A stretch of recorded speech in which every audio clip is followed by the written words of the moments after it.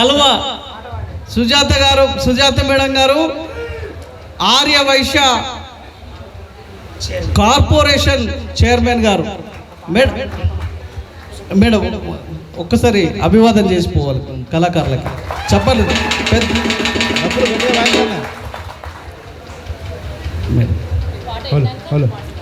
తప్పకుండా.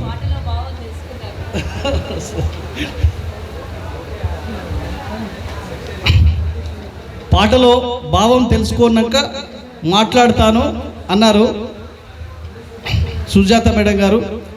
పాటలో భావం, ఈ పాటల పల్లకిలో భావం చెప్పడానికి తమ్ముడు మిట్టపల్లి సురేందర్ వేదిక మీదకి వచ్చి మాట్లాడాల్సిందిగా కోరుతున్నా.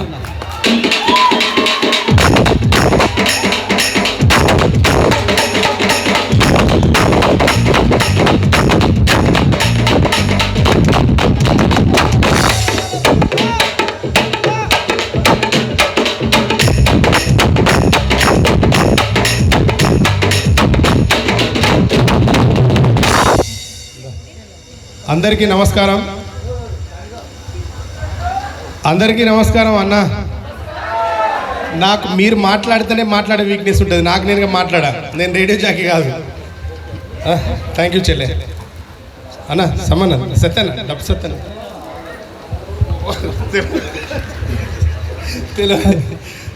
సారీ. మీరు మాట్లాడితేనే నేను మాట్లాడతాను. నాకు సహజంగా నాకు నేనుగా మాట్లాడుకునే అలవాటు అనేది లేదు. మనం ఎంత గొప్పలో అంటే పుడితొక్కటి సత్యరెండు అని తెలంగాణలో ఉన్న తెలంగాణ ప్రాంతంలో పుట్టిన వాళ్ళని ప్రభావితం చేసినాం మనం. ఏమని గట్టిగా చెప్పాలి. అరే గట్టిగా చెప్పండి మీరు. పుడితే ఒక్కటి ఇది మనం జనానికి చెప్పినాం కానీ కళాకారులుగా మనం పాటిస్తలేం ఎవరు.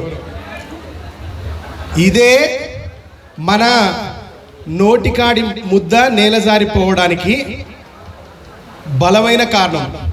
మనం రాజులను ప్రశ్నించినాం, రాజ్యాలను ఎదిరించినాం, యుద్ధాలకు సమిధలను అందించినాం, ఒక యుద్ధానికి ఒక విజయానికి సాక్షులుగా నిలిచినాం. కానీ మనం ఇప్పటి వరకు ఎవరం కూడా ఏ తీరం చేరినాం కళాకారులు అన్నది ఎవరికి తెలియదు. మనం ప్రభుత్వాన్ని తిడతాం, మన ప్రాంతం ఎమ్మెల్యేని తిడతాం, కానీ మన పాటకు ఒకనికి ప్రతినిధిగా అవకాశం కల్పించిన వాడిని ఎప్పుడన్నా నిలదీసినాం మనం? మీ కాళ్ళకు చెప్పులుంటే వాడిని కొట్టండి. ఎన్నిసార్లు కొడతారు అంటే మీ ఇళ్లలో మీ భార్యలు మీ ఉద్యోగం ఏది అని ఎన్నిసార్లు ప్రశ్నించారో అన్నిసార్లు కొట్టండి వాడిని. మీ పిల్లలకి స్కూల్ ఫీజు కట్టడం కోసం మీరు ఎన్నిసార్లు ఎంతమంది దగ్గర అప్పులు చేసిరో అన్నిసార్లు కొట్టండి వాడిని. ఏ రోజైనా భయ్యా ఇదే అంజన్న చెప్పిన మాటే లెక్కలోకి తీసుకుందాం. పుడితే ఒకటి సత్యరెండు అనేది వాస్తవంగా మనం వర్తించదు. మనం పుట్టించడం తప్ప మనం చచ్చేవాళ్ళం కాదు. ఈరోజు ఉన్నాడా? ఈరోజు గద్దరన్న ఉన్నాడా? కానీ గద్దరన్నకు ప్రతినిధులుగా, గద్దరన్నకు వారసులుగా, కొడుకులుగా, బిడ్డలుగా, మనవలుగా, సర్వస్వంగా మనం అందరం ఉన్నాం. ఇప్పుడు సృష్టి ఉన్నంత కాలం కవికి, కళకు, కళాకారునికి మరణం లేదు. పిరికితనం తప్ప మనల్ని వెనుకకు లాగేది ఇంకేదీ లేదు. మీరు మాట్లాడడానికి భయపడ్డరు. నేను బాజాబ్తా 7 సంవత్సరాలు వెయిట్ చేసి మరీ వార్నింగ్ ఇచ్చిన. నా చిన్న వార్నింగ్ లెటర్ నేను పంపించింది. నేను నిజంగా దాడిలో దిగుంటే ఎంతైనా విధ్వంసం చేసేవాడిని. కానీ నేను మీకు చెప్పేది ఏంటంటే అన్న, ప్రతిసారి కిషోర్ అన్నని బదనాం చేయడం కాదు, ప్రతిసారి కిషోర్ అన్నని బదనాం చేయడం కాదు, మనం కూడా ముందడిగేయాలి అంతే ధైర్యంగా. ఈరోజు నన్ను రమ్మని అన్న నన్ను ఏం ఫోర్స్ చేయలే. నాకు అన్న ఒక మెసేజ్ పెట్టిండు. నేను జలుబు చేసి పడుకున్నా, 4 రోజులు బయట తిరిగి వచ్చిన, 4-5 చోట్ల వాటర్ జలుబు అయింది, పడుకున్నా. చూస్తే మెసేజ్ ఉన్నది. మెసేజ్ అంటే నేనే కాల్ చేసిన, అన్న ఇది ఎన్ని గంటలకు స్టార్ట్ అవుతుంది, దీంట్లో టైం లేదన్నా, మీరు వీడియో పెట్టిరు కానీ దీంట్లో టైం లేదు అంటే, టైం మధ్యాహ్నం నుంచి స్టార్ట్ అవుతుంది తమ్మి, నువ్వు ఏ టైంకైనా రా అని చెప్పిండు. సరేనని నేను ఇవాళ వస్తా అన్న అని చెప్పిన. ఇవాళనే కాదు తమ్మి, నువ్వు రేపు కూడా రా అన్నాడు. రేపు కాదన్నా, నువ్వు ఎప్పుడు ఎక్కడ ఉన్నా నీ ఎంట కంపల్సరీ ఉన్నావు, వస్తూనే ఉంటావు. కానీ నేనంటున్నది ఏంటి అంటే, కిషోర్ అన్నకు ఒక ఆలోచన కలిగింది. కిషోర్ అన్నకు మనందరికి కడుపు కాలిపోతుంది, మనందరి కంచంలో రాళ్ళు కొట్టబడ్డాయి, కొందరు జీవితాలు శిథిలమైపోయినాయని గుర్తించినాక ఆయన స్థాయిలో ఆయనకున్న శక్తిని ఉపయోగించి ఇక్కడ చేసిండు. దీన్ని ఇక్కడితోనే కిషోర్ అన్న దగ్గరనే డ్రాప్ చేయొద్దు ఎవరు. కిషోర్ అన్న మనందరిని ఇక్కడ పిలిచిండు. మనం అందరం జిల్లాల నుంచి వచ్చినాం కదా, మన జిల్లాలో కిషోర్ అన్నను పిలవండి. మీరంతా ఉమ్మడి 10 జిల్లాలకి కిషోర్ అన్నను పిలవండి, పెట్టండి. భయపడద్దు భయ, భయపడితే వెనకకు పోతారు. ముందడిగేస్తే ముందుకు పోతూనే ఉంటాం. దారి తనకు తానుగా ఓపెన్ అయితేనే ఉంటుంది. భయపడద్దు. ఎంతమందిని జాగ్రత్త పరిచినాం మనం. ఎన్నిసార్లు మనం వేదిక కోసం ఆకలికి దూపకు తట్టుకొని వేదికల దగ్గర పడుకొని పాటలు పాడిన ఉన్నారు. ఇక్కడ కృష్ణవర్మ అని ఒక తమ్ముడు అన్నెంబడి తిరిగేది, నాగరాజు అన్నెంబడి అన్నెంబడి, మహబూబ్ నగర్ తమ్ముడు యాక్సిడెంట్ చనిపోయాడు. ఎవరికన్నా ఈరోజు ఆయన మీద స్పృహ ఉందా? ఎవరికైనా తెలుసా? కృష్ణవర్మ అనేటోడు తెలంగాణ వేదికకు నాగరాజు అన్నకు సగం బలాన్ని ఇచ్చిండు వేదికకు. ఆ తమ్ముడు చనిపోయాడు, ఎవరు రాలే. ఆ తమ్ముని గురించి ఇప్పటికి కూడా ఎవరు ఆలోచించలే. ఇంకా ఈరోజు ప్రభుత్వంలో ఏదో మన అంజనకు, గూడ అంజనకు ఒక సత్కారం ప్రకటించారు. లిస్టు మొత్తంలో దాన్ని అప్రిషియేట్ చేయొచ్చు. గూడ అంజన్నకు చేయడం అనేది చాలా గొప్ప విషయం. గూడ అంజన్నకు ఆయన కుటుంబానికి ఆసరాన్ని ప్రకటించినందుకు చప్పట్లు కొట్టచ్చు మనం. ఎందుకంటే అంజన్న ఎంత చేయాలనో అంత చేసిండు. ఆయన 60 ఏళ్ళ వయసులో కూడా కిషోర్ అన్నతోని అన్న వికారాబాద్ సభ పట్టుకుపోయిన గుర్తుందా? ఫస్ట్ రాతి బొమ్మల్లో కొలువైన శివుడ పాట అక్కడనే పాడించాడు. అదే వేదిక మీద పాడినా. అప్పుడు కిషోర్ అన్ననే ధూమ్ధామ్ ఇన్ఛార్జి నడిపిస్తుండే. అప్పుడు అన్న ఆ వేదికకు వచ్చినప్పుడు ఆయనకు కళ్ళు సరిగా కనబడతలేవు, కాళ్ళు సరిగా సపోర్ట్ చేయి. కానీ కిషోర్ అన్న పుడితొక్కటి సత్యరెడ్డి పాట పాడతా అంటే ఆయన ఎగిరిండు వేదిక మీద. ఆ వయసులో కూడా ఆయనకున్న శక్తిని దారవసిపోయిండు. ఆయనకి ఇవ్వడాన్ని అప్రిషియేట్ చేయాల్సిందే. దయచేసి మీ అందరికి నేను చెప్తే, కాఫ్రా వాటర్ ప్రాబ్లం కాదు, మీ అందరికి నేను చెప్పేది ఏంటి అంటన్నా, ఈ ఉద్యమాన్ని ఇక్కడితోనే ఆపకండి. ఈ ఉద్యమాన్ని ఇక్కడితోనే ఆపకండి. దీన్ని జిల్లాల వారీగా విస్తరించండి. మీరు పిలిస్తే నేను కూడా మీద మీకు ఎక్కడికంటే అక్కడికి వస్తాం. మన కోసం నేను మళ్ళీ ఇంకోటి, ఏదో ఇక్కడ ఫేక్ కమిట్మెంట్స్ మైక్ ఉంటే మాట్లాడిపోయే బాపదు కాదు. నేను ఈ మైక్ ఉన్నా లేకున్నా నా మైండ్ ఒక్క తీరే పనిచేస్తుంది. నేను 100% కమిటెడ్గా మీరు ఎక్కడికి పిలిస్తే అక్కడికి వస్తా. కిషోర్ అన్న ఈరోజు ఇక్కడ పిలిచిండు. నెక్స్ట్ ఉమ్మడి 10 జిల్లాలలో తప్పకుండా మీటింగ్స్ అరేంజ్ చేయండి, నేను వస్తా. నాకు మాట్లాడాలని ఉంది, మీతో ఇంకొకసేపు ఉండాలని ఉంది. అని నాకు ఈ గాలికి ఎక్స్పోజ్ అయితే ఇంకా కాఫ్ ఎక్కువ వస్తూ ఉంటుంది భయ్య, నేను మాట్లాడలేను. వీలైతే రేపు ఇంక ఎక్కువ మాట్లాడడానికి ట్రై చేస్తా. అందరూ ఒకే మాట మీద ఉండండి. ఇప్పటికైనా గట్టిగా పోరాడదాం, గట్టిగా కలిసికట్టుగా రండి. కానీ ఏ రండాగానికి భయపడకండి. ఎవడు మీరు బాగా బాగా గుర్తుకు పెట్టుకోండి, దొర ఏందిరో అని పీకుడు ఏందిరో అన్నాం మనం.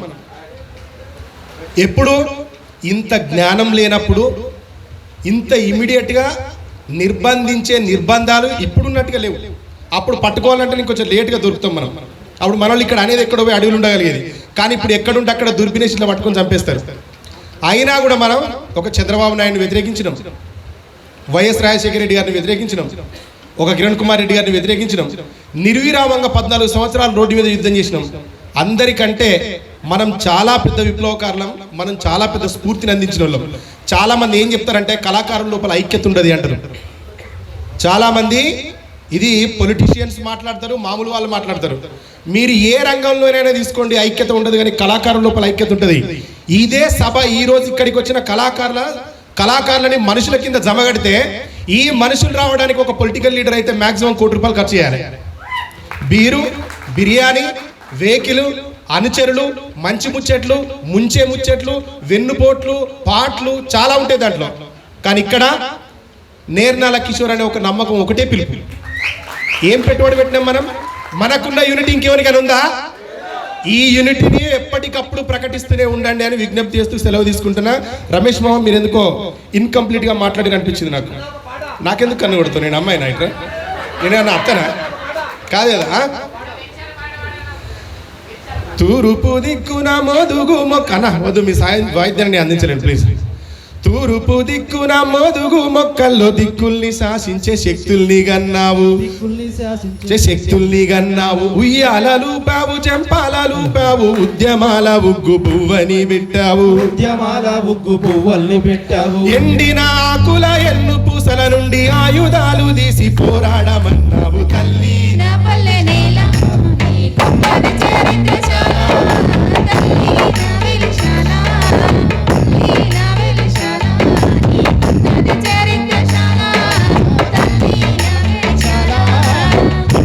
కొండల్లో మారేటి పొద్దును వేలెత్తి చూపావు, ఉదయించమన్నావు.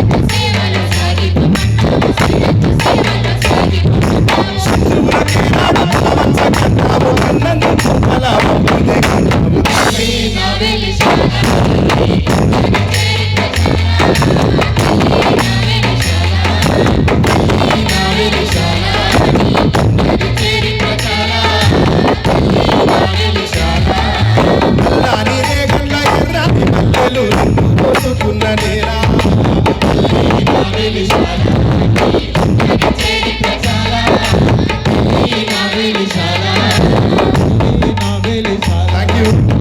ధన్యవాదాలు అందరికీ పేరు పేరున ధన్యవాదాలు తెలియజేస్తూ ఇంకొకసారి గుర్తు చేస్తాను అన్న, గుర్తుపెట్టుకోండి బాగా.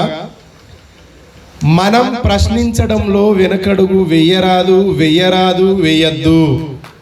మనకేం వ్యాపారాలు లేవు, మనం అదాని అంబానీ కొడుకులం కాదు, మనం రాష్ట్రంలో వాటా అడుగుతలేము, దేశంలో పరిపాలన అడుగుతలేము. మన శ్రమకు తగ్గ ఫలితాన్ని అడుగుతున్నాం. శ్రమకు తగ్గ ఫలితాన్ని అడగమని రైతుకు చెప్పినాం, కూలీకి చెప్పినాం, కార్మికునికి చెప్పినాం, ప్రజలకు చెప్పినాం. మన కోసం మనం కూడా అంతే నిజాయితీగా చెప్పుకొని నిలబడాలని కోరుకుంటూ, ఈరోజు ఇచ్చిన గవర్నమెంట్ ఇచ్చిన దాంట్లో కూడా అంజయ్య గారితో పాటు ఇంకా కొంతమందికి రావాల్సింది ఉండే, రాలేదు. దీని మీద కూడా అందరూ ఆలోచించాలి. థ్యాంక్ యూ అన్న.